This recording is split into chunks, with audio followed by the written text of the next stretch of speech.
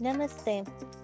In the Vedas, Sushruta Acharya has said, Samadosha, Sama-agnisha, Samadhatu Malakriya, Prasanatma Indriya, Manaha Swasta Iti Vidiyate, which essentially means when our doshas, our agnis, our dhatus, our malas, our atma, our indriyas, and our manas are all under balance, that is when we experience true health and well-being.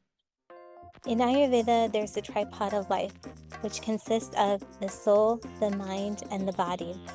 So each of these three governs all of these doshas, which are the biological humors, the agnis, which are the processing agents, the dhatus, which are the physical characteristics, the mala, which are the physical byproducts of these aforementioned processes, the atma, which is the spirit, the indriyas, which are the sensual pleasures, and the manas, which is the intellect.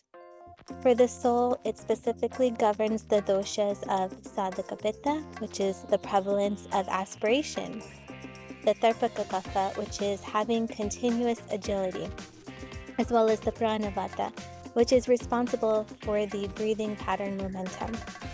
The soul also governs sadhaka agni, which is the processing of neurohormones, as well as the dhatus, specifically rasa dhatu, which is the intercellular fluids.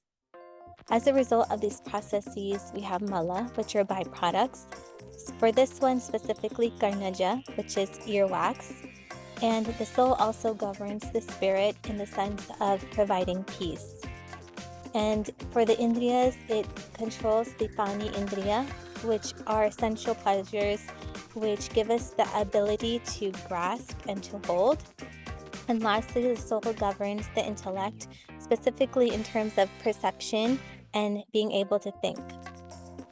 Next, we have the mind, which governs the doshas of alochika pitta, which is the prevalence of insight, the ranjaka pitta, the prevalence of flow, udanavata, which gives us that rhythmic momentum, as well as brajaka pitta, the prevalence of protection and being able to protect ourselves, and vyanavata, which is the circulation momentum. It also governs the agnis, specifically alochika agni, which helps us to process stimuli, ranjaka agni, which helps us to process neuroreceptors, and brajaka agni, which helps us to process subtle particles. The mind also governs rakta dhatu, which is the extracellular fluids, mamsa dhatu, which is the intracellular fluids, and medo dhatu, which is essentially lymph.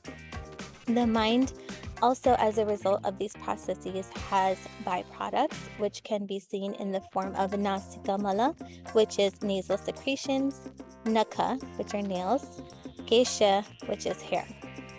And next we have the mind that also governs the spirit, specifically the qualities of bliss and purity and love.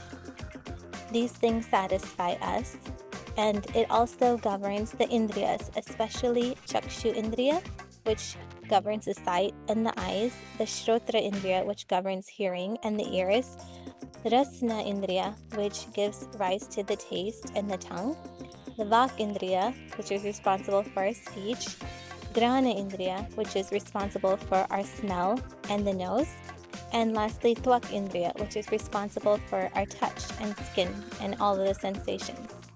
And lastly, we have the mind that governs the intellect, the manas, which essentially helps us in understanding, making decisions, knowing what's good for us, what's not, and it's a key ingredient in different life activities.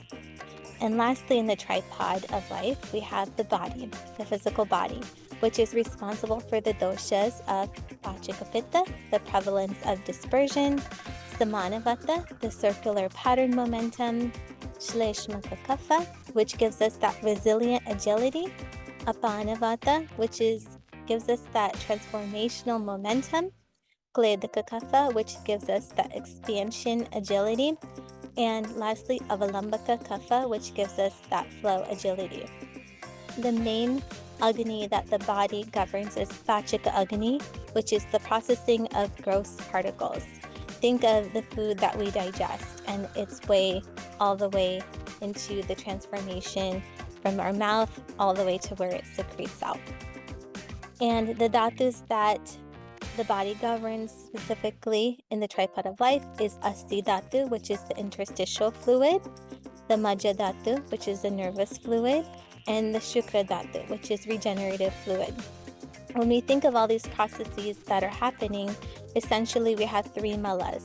Mutra, which is the urine, Sweda, which is the sweat, and Purisha, which is our stool. And the body also governs the qualities of the spirit, specifically in giving us joy, in giving us the power and the drive to do what we want in life, as well as the knowledge to learn from things, for example, that we ate, we didn't feel good, to retain that knowledge to help us make more intelligent decisions.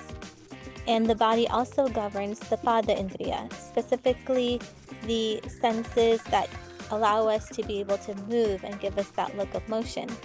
And lastly, the body governs the intellect, the manas, in terms of being responsible for all the psychosomatic activities that go on. For example, anything that is bothering us in our mind will manifest physically eventually. And anything that affects us physically also does in turn affect the mind. And with that, thank you so much for tuning in. Namaste.